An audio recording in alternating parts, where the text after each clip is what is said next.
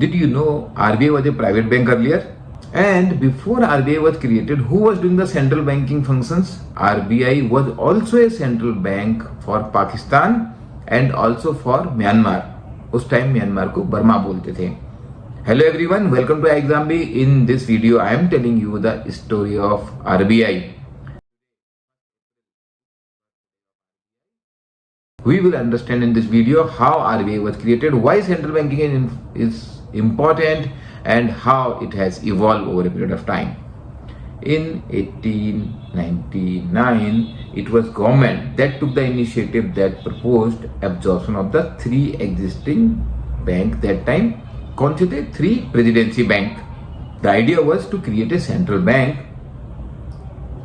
but that time opposition came from those presidency bank, also from chambers of commerce and also from the government of Bengal. But by 1919, the wheel turned full circle and the presidency bank on their own came together and submitted to the government a scheme for their amalgamation. So you know that by 1921, Imperial Bank of India, which we now know as State Bank of India, was created by amalgamating three presidency bank. This is important in the banking history, important for exam point of view also.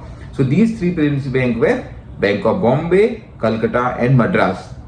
Madras is today Chennai, and the institution was called Imperial Bank of India.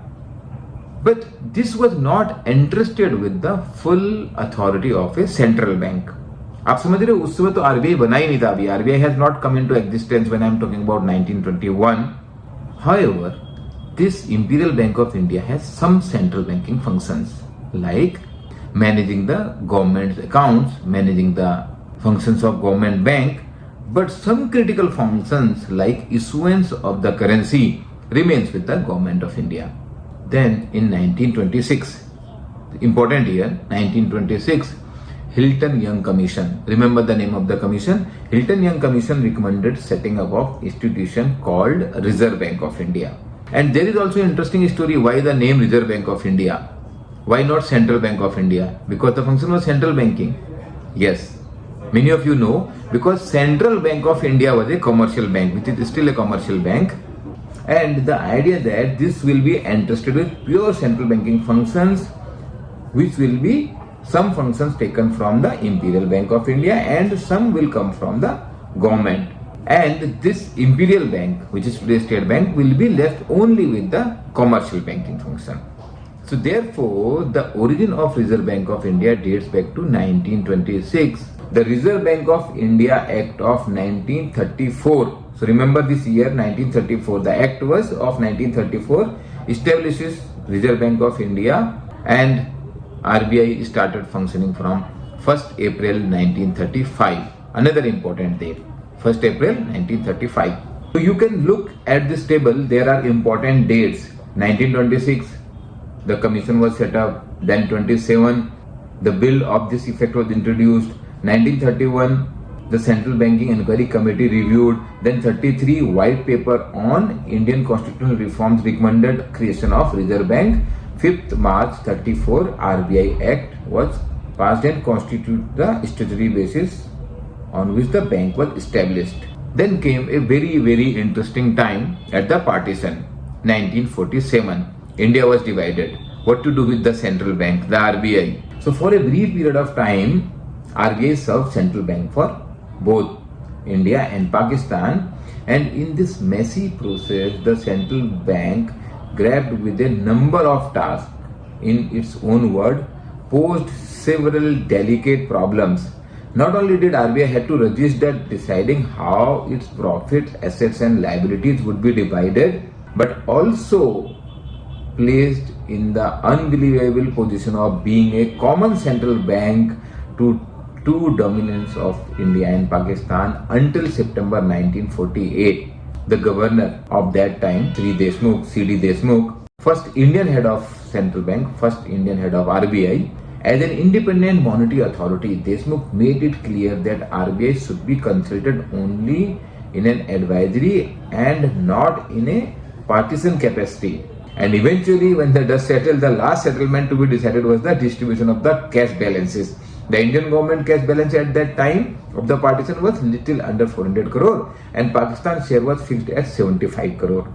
Yeah, today it looks small, but that time it was a huge amount. So this inclusive of 20 crore made available to Pakistan as a working balance on 15th August 1947. So out of that 75 crore, 55 crore was remaining to be given to Pakistan. And that time there was a controversial issue. You know, the war between India and Pakistan. In January 48, serious trouble arose on two very important issues raised by the Pakistan government. These two issues were grant of accommodation to the Pakistan government and second, transfer of 55 crore of cash from the government of India's cash balance to the bank to Pakistan government account. So much before the Pakistan government asked for its due, Central Bank RBI governor reached out to the finance ministry in the late 47 over the question of transferring the remaining 55 crore rupees. In a telegram that reminded the Indian government that cash balance could be transferred in a lots of 3 crore. So Deshmukh, who was governor, so what he was suggesting is that being RBI a central bank, it's the duty to transfer the money to Pakistan. But the political view was because there was war going between India and Pakistan, so why India shall transfer money to Pakistan? The finance secretary's reply was therefore short and curt. The Indian government did not propose releasing any part of the cash balance at present. RBI was in a very tricky situation. Deputy Prime Minister that time, Vallabhbhai Patel, was Deputy Prime Minister. He defended this decision in January 48 by saying that he had made it clear to the Pakistan authorities that the Indian government would not regard the settlement of these issues as a final until agreement had been reached out on all outstanding issues. So RBI was in a very difficult situation, but that time then Mahatma Gandhi took a stance. He went on a hunger strike. Then Indian government backtracked from that position and agreed to release the fund. RBI was also relieved in that. Another interesting point was February 1948, RBI governor declined an invitation extended by Pakistan finance minister to visit Pakistan, Karachi particularly, saying, "I am not prepared to risk lack of consideration and courtesy, which wholly unwarranted acquisition led me to fear." When Pakistan finance secretary told Deshmukh that his attitude was deplorable, the central bank governor sharply responded, "You could not deplore my attitude more than I deplore your government actions in dragging Reserve Bank unnecessarily into a public controversy." You can see here the early years, some important date in this table. So from creation of RBI, then 5th July 1935, scheduled banks required to maintain a CRR, cash reserve ratio, as 5% of their demand liability, then 2% of their time liability. So that time it was different. Now it is NDTL, both demand and time liabilities are merged. October 35, then London office of Reserve Bank was set up. This was closed later in 1963. Did you know this fact? Then first governor of RBI was Sir Osborne Smith. He was there till 1937. Then these are the important dates. In 1937, RBI act as a bank, central bank for government of Burma, also responsible for issuing notes in Burma. 1938, first reserve bank note issued. Then 1938, failure of Travancore National and Quilon Bank, the largest bank in the Travancore region. So that time also there were bank failures. In fact, after independence, wherever there have been bank failures, RBI has merged a small or a weak bank with a better bank. So there was no loss of the public money after the independence. Then 39, introduction of exchange control and India under Defense of India rules. 1940, the accounting year of RBI has been changed from July to June. Earlier it used to be January to December. Internationally, that is the year.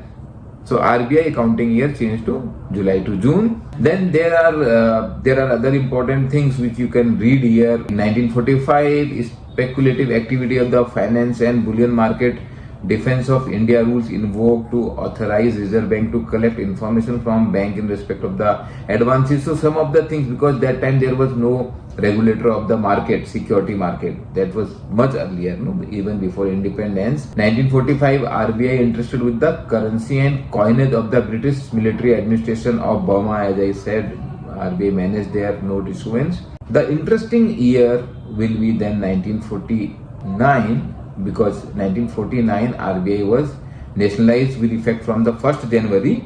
The act is of 1948, because that can be always an exam question. So before this, RBI used to be a private bank. With the Imperial Bank already nationalized and becoming State Bank of India in 1955, this decision pushed the Imperial Bank 80% of the banking asset under the control of the government. Prior to that, in 1948, nationalization of the RBI had been a very significant decision by the government of India. Now, today I see many a times, sometimes people ask, can RBI be a private bank again? Or many people don't know. So my answer to that, it is no. Absolutely no. RBI cannot be a private bank. Because RBI is a central bank. If you see in any developed country or anywhere globally, central bank is not a private bank, because that activity cannot be privatized. It's a completely government work. Even you can think of that many of the other government departments, say education, health, can be privatized, but how monetary authority can be given in the private hands? And how effectively somebody is going to manage inflation or do the development work by managing the interest rate, by managing the flow of the money when it is going to the private? It is not. Now, especially in the development of the banking and financial system. You have any questions? You want anything more to be covered? Please write in the comment. See you in the next video. Thank you.